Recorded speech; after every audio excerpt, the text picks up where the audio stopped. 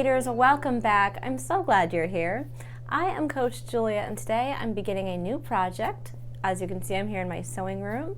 So today I'm going to be working on taking a boy's athletic shirt and making it look like a skating costume.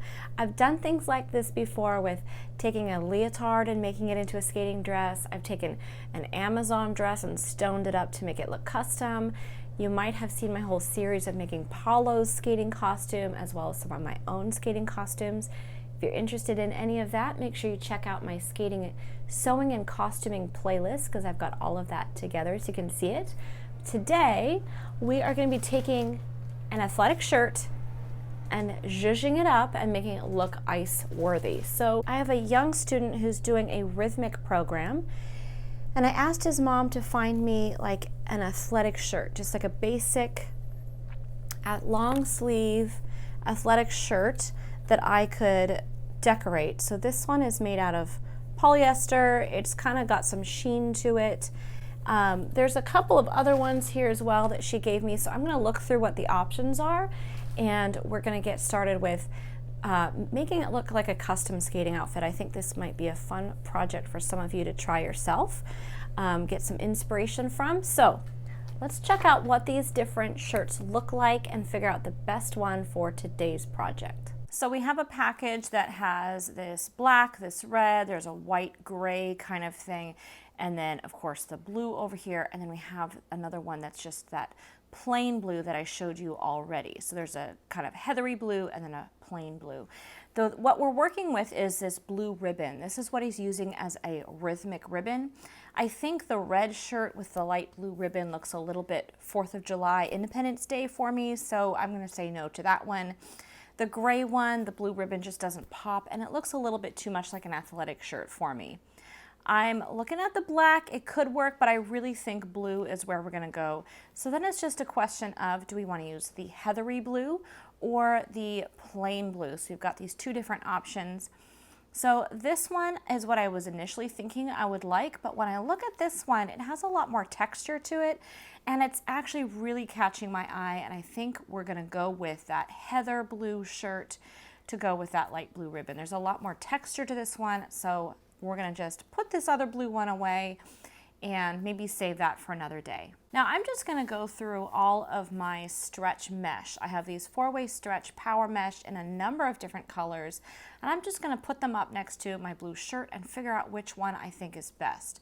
I am kind of originally was thinking green and blue, but it's not really striking me the way I thought it was going to, so I think I'm actually going to stick with a palette of blues. I do really like this blue and maybe a little accent of the black. This is a little sketch I drew what I'm going to try to make. So I've got the shirt down here and then the mesh is going to be up on the shoulder. So we have kind of an asymmetric look, and I don't have to cover the whole shirt with this mesh. I'm just going to lay that mesh out on top of the athletic shirt and pin kind of in a diagonal swoop where I'm going to want to cut. Once I've got that pinned on, I'm literally just going to cut this out, being careful not to cut the shirt underneath. Of course, we don't want any holes in the actual shirt, but I'm just cutting this layer over the top. I'm going to cut out the side seam, I'm going to do the shoulders, I'm going to cut that neckline, and be very, very careful to exactly copy the armhole seam as I cut that out. And we're going to do the same thing on the back. So we have a front and a back that mirror each other, both longer on one side. You can see that they're connected on one side. Now I did go ahead and steam this or iron it. You have to be careful when you iron it, this will melt. So I put this rag down and then press on top of it. That got some of those wrinkles out, and it's going to make it a lot more of a clean look. I'm just going to go ahead and pin those side seams and shoulder seams together so I can take it over to my serger machine, knock those seams out really fast, and then we have a one-piece unit. So from that one-piece unit, I'm just cleaning up the little edges here.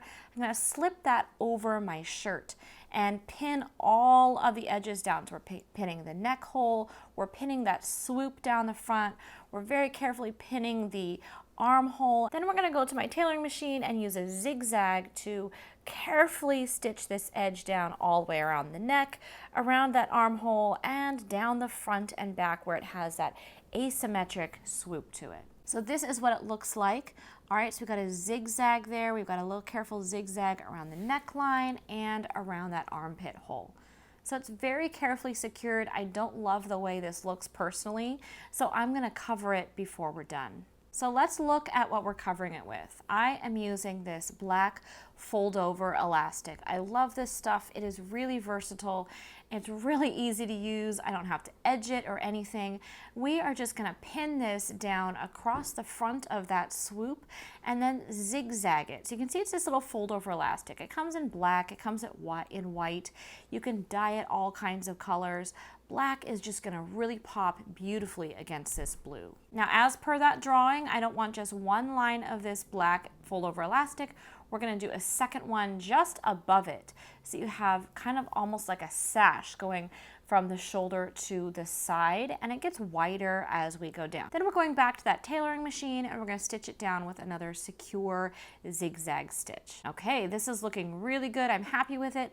Let's do something with this collar to make the collar pop a little bit better. So what I have done is taken a black power mesh, all right? So we are using that 4-way stretch power mesh. This was just a scrap off an old project, and we're scrunching it around the neckline and pinning it down. So little folds, it's got a lot of texture. I don't want to sew a neck hole that is exactly the same size and shape as this one. That's going to be way too difficult, but I can give it a lot of cool texture by scrunching it and pinning it.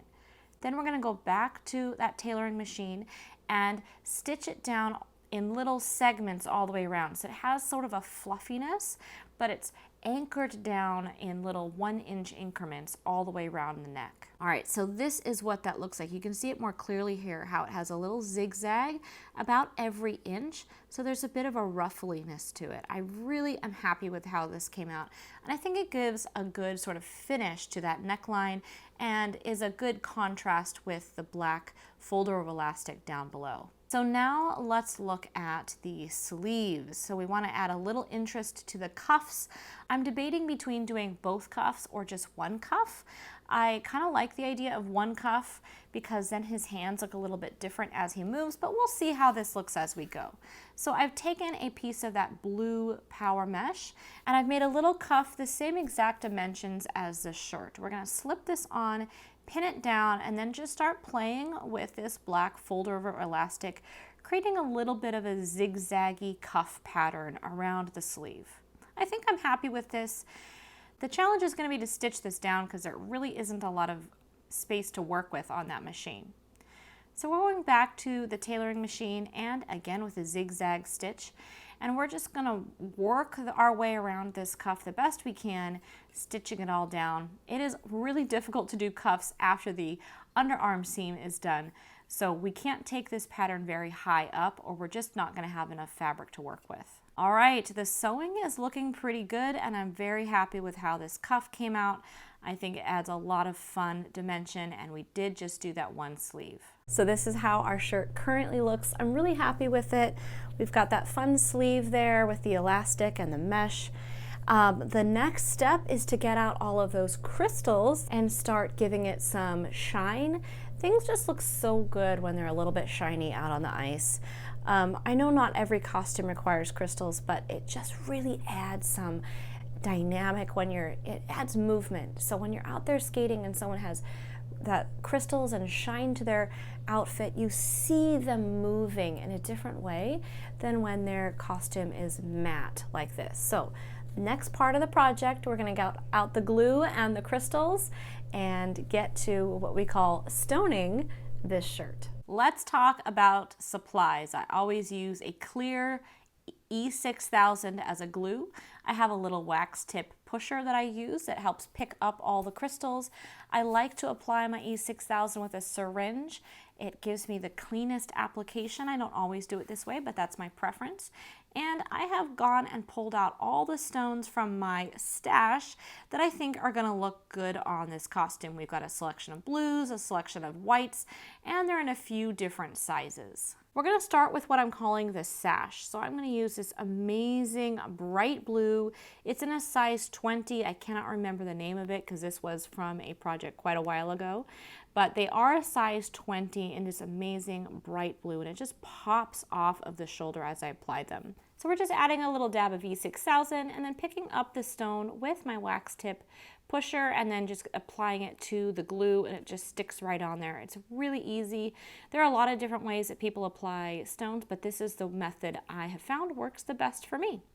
Now we're going to go in with these size 40 in just a crystal shade, and we're going to go along the top edge of that black fold over elastic accent, and then we're going to go in with some 20s and just try to create a really textured pattern. All right, so I love it when stones have a lot of texture to them, so I am going to do some 20s in between each stone and then a little bit of a 20 offset between the 40s as well. So it gives a really cool textural pattern here, and it's going to create a lot of movement as he is skating. Then we're going to go on to the shoulder, and I'm going to use both colors of blue for this, and they're in two different sizes. So I have a 32 SS and 20 SS. So we have this light blue in both of those sizes.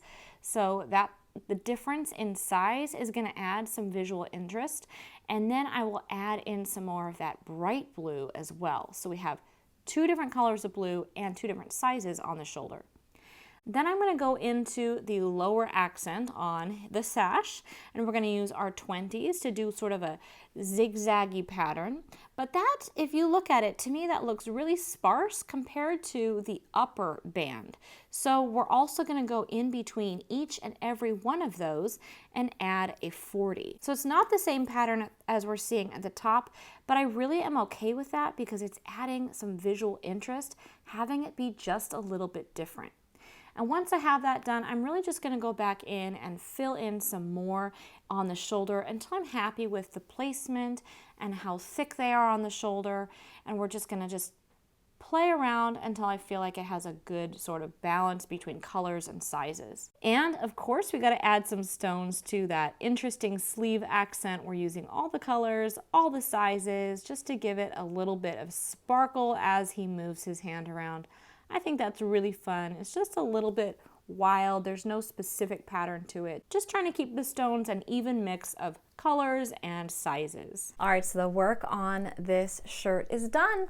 I think it looks fantastic. I'm really, really happy with all the little details we put on, from that sort of ruffly look of the collar and the different tones of blue stones in there, the different sizes of white crystals. Our cuffs look really, really cool. I think this is just going to be a fantastic looking shirt out on the ice, paired with some of those black men's skating pants. Next, we're going to take our shirt to the ice rink. I have a lesson with my student, and we're going to check out what he thinks, and then this weekend he's actually going to wear it in his skating competition. All right, Owen, you ready to see your costume? Yeah. Okay, here it is. I love it. Oh, I'm so glad. It's got lots of stones. Do you like the sparkles? Yeah. Yeah, we have one hand that's a little different than the other. We got one fancy wrist and one plain wrist. Cool. Yeah? I love it. I'm so glad to hear that. I'd love to see you practice in it today. Can you do that? Yeah. Yeah? All right, cool. We'll put it on for your lesson later.